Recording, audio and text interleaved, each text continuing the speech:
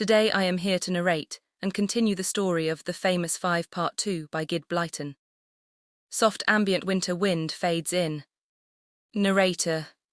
Winter had brushed the little seaside village of Currin with a quiet silver chill. And as the train rolled into the station, 4 excited faces pressed against the windows: Julian, Dick, Anne, and their cousin George. Behind them, Timmy the dog wagged his tail wildly, as if he already sensed the adventure waiting just around the corner.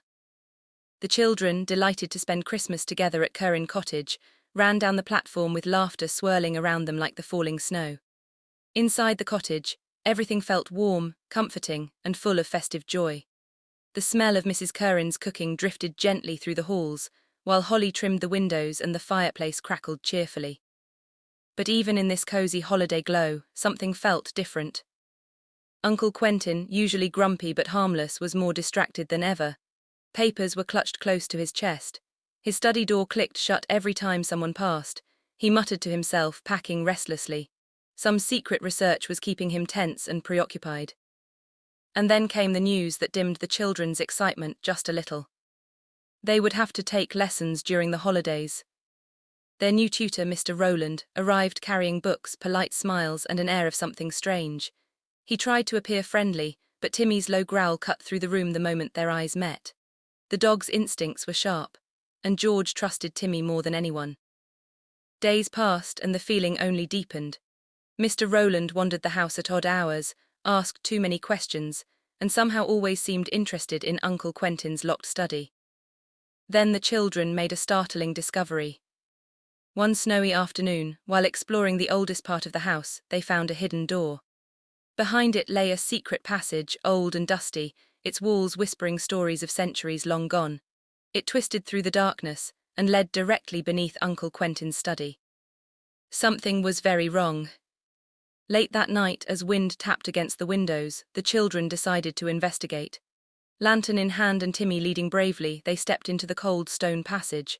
Their footsteps echoed softly, cobwebs brushed their faces, and somewhere ahead they heard voices.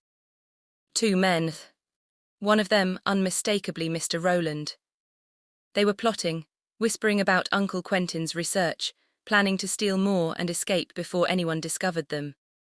Just as the children realized the truth, Mr. Rowland wasn't a tutor at all but a spy. The lantern flickered. A shadow moved, a hand grabbed, and suddenly danger burst into the passage like a storm. But Timmy was ready. With a fierce growl, he leapt forward, protecting the children with all the courage in his loyal heart. In the chaos that followed, the children broke free, racing through the twisting passage and up into the light, shaken, breathless but determined. At last the truth came out. Uncle Quentin's missing scientific notes were recovered. Mr. Rowland and his accomplice were exposed and arrested, and Timmy, brave, faithful Timmy, was the hero of the hour. Back at Currin Cottage, peace finally returned. Snow fell gently over the rooftops, the fire crackled, Mrs. Currin served warm pies and steaming cocoa, and Uncle Quentin, humbled and grateful, apologized for not believing the children sooner. The famous 5 had done it again. They had faced danger, uncovered secrets, and stood together through it all. And as they sat by the fire with Timmy resting proudly at George's feet, they knew one thing for certain. Adventure always finds the 5. And they are always ready. Please like, share and subscribe for more content.